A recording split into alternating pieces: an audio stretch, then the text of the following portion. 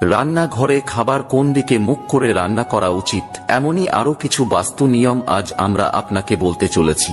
জানার আগে যদি আপনিও বিশ্বাস করেন বিপদে পড়লে রক্ষা করবেন প্রভু শ্রীরাম, তাহলে লাইক করে কমেন্টে জয় শ্রীরাম লিখে দিন।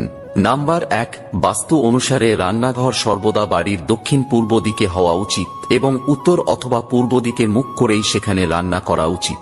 নাম্বার 2, ইলেকট্রনিক জিনিস যেমন ফ্রিজ, মাইক্রোওভেন, মিক্সার ইত্যাদি জিনিস রান্নাঘরের দক্ষিণ পূর্ব কোণে রাখা উচিত। নাম্বার 3, রান্নাঘরের নুন সবসময় কাঁচের পাত্রেই রাখা উচিত, সাথে তার মধ্যে 2টো লবঙ্গ রাখলে ঘরের অনেক বাস্তুদোষ দূর হয়। নাম্বার 4, খাদ্যশস্য অর্থাৎ স্টোরেজ ইউনিট, থালা বাসন এবং কাটলারি রান্নাঘরের দক্ষিণ বা পূর্ব দিকে রাখতে হবে। নাম্বার 5, রান্নাঘরের উত্তর পূর্ব কোণে জল ভর্তি একটি মাটির পাত্র রাখতে পারেন, এতে করে দেবতা, গ্রহ ও পিতৃপুরুষরা